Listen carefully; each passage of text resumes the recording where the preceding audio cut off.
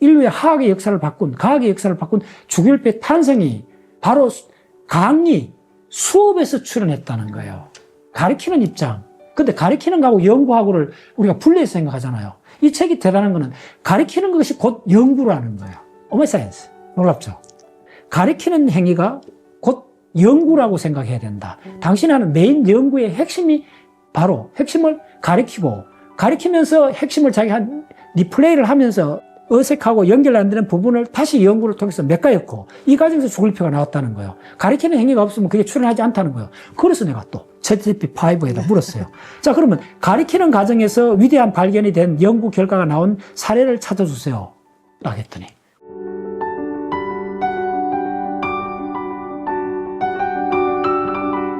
박사님, 캠베인 학습혁명 책 주제가 어떻게 가르쳐야 삶이 바뀔 수 있는가인데요. 이 책이 좋은 책이라고 하셨어요. 그렇게 생각하시는 이유가 궁금합니다. 예. 처음에 책 봤을 때는 뭐 이런 종류 책이 많으니까네. 그런 것 같다 하고 이렇게 쭉 봤어요. 처음 대충 읽을 때는 확 오지 않았어요. 그대로 얘기하면. 근데 두 번째 천천히 읽어봤을 때, 상당히 진솔한 부분도 많고, 그동안 못 봤던 부분, 가르친다는 입장에서 그동안 놓쳤던 부분을 이분이 굉장히 많이 터치를 하고 있어요. 교육, 가르친다는 입장에서 나오는 국내 책들이 그렇게 많지는 않는데, 대부분 이제 배운다는 입장, 뭐 이런 것들은 많고 한데, 가르치는 사람의 입장에 대한 좀 드문 책이에요. 전 세계 10개 나라에 번역이 됐고, 하버드 대학교가 선정한 교육, 사회 분야 최고의 책으로 선정될 만하다는 걸 제가 알게 된 거예요. 그래서 이런 건 기꺼이 소개할 만한 책이다. 핵심만 간단히 말씀드리면, 가르친다는 사람 입장에서 봤는데, 지금 저도 많은 강의를 하는 입장이니까네. 대학 교수분들이나 중고등학교 선생부터 모든 사람이 가르치는 입장에 있는 사람들이 빠지기 쉬운 어떤 몇 가지 그 패턴이 있다는 걸 이 책에서 아주 이야기를 상세하게 해요. 그게 뭐냐면, 대부분 대학에 교수, 학생, 티칭 센터가 다 있어요. 그 교수 기법을 어떻게 가르쳐야 되는가 있는데, 책에서 반복해서 이야기하는 뭐냐면, 교수들 사이에서도 원로 교수부터 가장 유명한 교수들이 많잖아요. 의외로 교수분들이 굉장히 딱 두 가지로 갈라진다는 거예요. 갈라지는데 더 많은 포션은 이 가르친다는 거는 어쩔 수 없이 그 고유한 속성이 있어갖고 좀 권위적이 될 수밖에 없고, 이 가르치는 입장에서는 정보가 많고 배우는 학생은 정보가 적기 때문에 이 정보의 차이에 의해서 어쨌든 조금 약간 강압적으로 되고 지식의 양이 차이가 나니까네 높낮이가 생긴다는 거예요. 심리적. 이걸 극복하기가 첫 번째 어렵다는 걸 정면으로 설명한 책이에요. 그래서 이 책은 그런 점에서 유니크해요. 사실은 그게 가장 본질이거든요. 우리가 아는 유명한 명사들 중에 그분들이 교수일 수도 있고, 굉장히 유명한 분들의 이야기를 이렇게 들어보면 다 초기에는 학생들한테 막 안 되면 출석부 집어 던지고 막 그랬다는 이야기들이 굉장히 많아요. 근데 지금 보면 그분들 굉장히 점잖은 분이고 사회적으로 굉장히 존경받는 그런 분들인데도 이렇게 대부분 그래요. 거기서 빠져나올 수 있는 사람이 의외로 그거는 어려운 문제에 속해요. 저도 이제 강의를 굉장히 많이 하고, 우리 가까운 회원들은 언제 10년씩 강의 듣는 사람 있고 이러니까 이제 편해지고, 그런데 가르치는 사람 입장은 매일 공부를 하니까네. 그 배우는 사람들의 그 상황을 이렇게 어느 정도 이해한다 해도 리얼하게 그게 와닿지 않는 거예요. 그 다음 시간이 주어지니까네. 딱 재어진 시간에 많은 정보를 전달하다 보니까 항상 되풀이되는 패턴이 일어나게 된다는 거예요. 그래서 다급해지고, 그러니까 대부분 이 책에서도 교수들이 그걸 극복하기가 가장 첫 번째 어렵다는 거예요. 특히 유명하고 원로 교수들, 특히 그런 분들이 첫 번째 만나는 문제가 그 문제라는 거예요. 이 책이. 저도 일부 그랬고, 그대로 이야기하면. 앞 시간에 대화의 세 번째 방법이 뭐라 그랬어요? 온화하게 한다는 게, 제가 어느 교수분인가 수필 비슷한 읽은 대목이에요. 싫어합니다. 그분이 이제 수업을 하는데 어떤 학생이 몇 번 지각을 했어. 그럼 선생님도 되게 화가 나잖아요. 그래서 한 번 너무 화가 나고 계속 지각을 하니까 화를 확 냈더니 안 나타나는데 일주일 후에 그 학생이 나타났어요. 교수 연구실에 왔는데 이 말은 항아리에다가 1000마리 학을 접어갖고, 실은 내가 여러 가지 일로 어쩔 수 없이 좀 지각을 했다. 선생님 제발 봐주시라. 근데 그 정성으로 이렇게 바친다. 그분이 그래서 자기가 그 사건을 겪고 나서 그 후로는 학생들 입장에서 심하게 나무르지 않게 됐다. 뭐 선생님 입장에 지각 계속하면 한마디 할 수 있죠. 당연하게 충분히. 그런데 어떤 상황에서는 그 학생의 입장을 한번 봐야 될 때가 있다. 그래서 자기 마음을 그때부터 다독거리고 바꿨다 하는 수필을 본 적이 있어요. 이 책이 가장 그 핵심화였어요. 교육은 흔히 말하는 이 가르치는 거는 전적으로 배우는 사람 입장에서 봐야 된다. 시종일관 이 책은 그 메시지가 50%입니다. 누구나 다 들어보면 뭐 당연한 것 같은데 그게 실제 상황에서는 그렇게 안 된다는데 핵심이 있는 겁니다.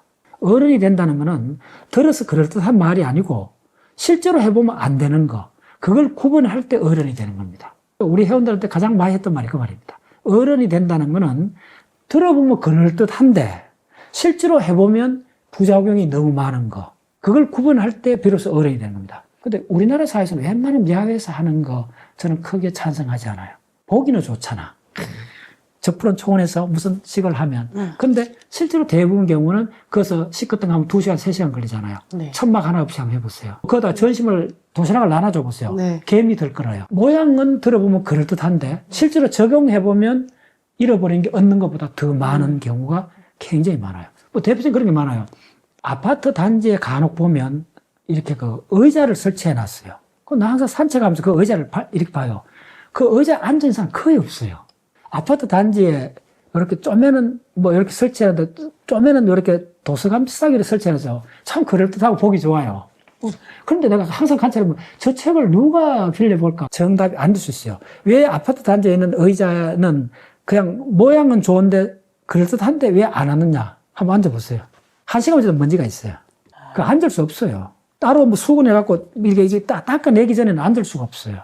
그런 걸 이런 교육 이쪽에 적용하면 학생들 마음을 헤아려야 된다는 건 교수들이 다 알아요. 마음속 훈련을 많이 하지만은 현장에서는 그렇게 안 되는 그 구조적 내막을 우리가 깨달았을 때 거기서 진지한 방법론이 나온다. 그걸 역설한 책입니다. 그래서 이 책에 내가 한 표 던지는 거예요. 저도 20년 강의 이상을 강의를 해봤는데 항상 동일한 문제를 만나요. 나는 뭐 프리랜서처럼 하루 종일 뭐 항상 공부를 하니까네. 직장에 나간 분들은 뭐 일하고 뭐 바쁘고 생업하고 사회를 위해서 많은 걸 하는데 그걸 이론적으로 생각해도 강의 현장에서는 그 마음이 이게 공감이 조금만 해도 좀 못 따라오고 막 이렇게 하면 특히 저 같은 경우는 스마트폰 막 보고 하면 순간적으로 뭐 이렇게 한 발 물러서 아 저분은 커피 뭐 이게 업무당 문자를 보내야 되는 상황이라고 이렇게 해야 된다. 그래서 이 교육에서 가장 중요한 거는 바로 듣는 사람 입장을 최우선을 해야 된다. 말은 수어도 진짜 어려운 겁니다. 그 다음 두 번째는 뭐냐면 이 책에서 강조하는 게 뭐냐면 사실 그게 많아요. 대학 교수들이 대부분 그 강의를 좀 줄여줬으면 연구를 많이 하는 분들은 자꾸 그런 게 굉장히 그 많아요. 그다음 심지어 제가 들었던 이야기는 했던 과목을 계속 가르치는 그럴 수 있잖아요. 그러니까 근데 이 책에서 딱 두 가지요. 두 번째 메시지가 뭐냐면 가르친다는 것이 최고의 본인 스스로의 학습이다. 메시지예요, 이 책이. 그래서 이 책이 하버드 대학에서도 박수를 보낸 거예요. 자, 그래서 제가 책 물어봤어요. 그전부터 궁금했던 게 주기율표가 어떻게 출현했는가를 제가 과학사를 하면서 알게 된 게 뭐냐면 주기율표는 1860년도 무렵인가 1800년 후반에 러시아의 멘델레프가 고안해냈잖아요. 그럼 그 전에 이제 이 주기율표라는 게 그 전 단계가 몇 개 있었어요. 러프하게. 근데 멘델레프는 왜 이걸 집요하게 해가서 우리가 아는 그 주기율표를 멘델레프 주기율표를 하느냐 하면 그걸 만들었던 동기가 뭐냐면 바로 수업 시간이에요. 강의를 준비를 하는 과정에서 그 학생들이 화학을 강의를 할 때 그때 당시 이때 그 멘델레프 당시 유키계 엘리먼트 원소가 발견돼 있었거든요. 그러면 이걸 어떤 식으로 배열해야 화학적 성질이 돋보이게 학생들이 기억하기 쉽게 특징이 일목요연하게 드러나는가 그걸 가르치는 교수 입장에서 고민을 한 거예요. 그래서 인류의 화학의 역사를 바꾼 과학의 역사를 바꾼 주기율표의 탄생이 바로 강의 수업에서 출현했다는 거예요. 가르치는 입장. 근데 가르치는 거하고 연구하고를 우리가 분리해서 생각하잖아요. 이 책이 대단한 거는 가르치는 것이 곧 연구라는 거예요. 오마이 사이언스. 놀랍죠? 가르치는 행위가 곧 연구라고 생각해야 된다. 당신이 하는 메인 연구의 핵심이 바로 핵심을 가르치고 가르치면서 핵심을 자기 한 리플레이를 하면서 어색하고 연결 안 되는 부분을 다시 연구를 통해서 메꿔였고 이 과정에서 죽을 표가 나왔다는 거예요. 가리키는 행위가 없으면 그게 출현하지 않다는 거예요. 그래서 내가 또 GPT-5에다 물었어요. 자, 그러면 가리키는 과정에서 위대한 발견이 된 연구 결과가 나온 사례를 찾아주세요. 라고 했더니 뉴턴의 만류력 법칙도 캠브리지 대학에서 뉴턴이 학생들을 가리키는 과정에서 나왔다는 거예요. 그 한 10가지가 나오는 거예요. 그랬더니 과학사의 굵직굵직한 그 위대한 발견들, 위대한 연구 결과는 그 사람들 다 교수 신분이었고 교수가 가르칠 때 대부분 자기가 연구하고 있는 내용을 막 이야기를 하겠죠. 바로 교육이 곧 연구라는 거예요. 이 책에 바로 2가지만 캐치하시면 됩니다. 누구보다도 20년 동안 강의하면서 한 번도 지체한 적이 없어요. 이거보다 즐거운 행위는 없어요. 최근 한 10년 동안은 기발한 아이디어, 착상은 강의 중에 나와요. 왜? 이거는 공연 예술이니까. 강의 중에 생각도 못한 비유가 생각이 나고 생각도 못한 그 부분에 그 다른 측면이 확 드러나요. 어떻게? 내 강의를 듣는 청중의 얼굴 표정에서 그 미묘한 미소 속에서 내 그동안 열리지 않던 기억의 문이 열려버린 거예요. 지금 강의하고도 내용하고 놀랍게 그전에 한 번도 인출되지 않는 그 방향의 기억이 연결돼 버리는 거예요. 깜짝 놀라요. 강의 중에 독창성이 그대로 발현돼 버리는 거예요.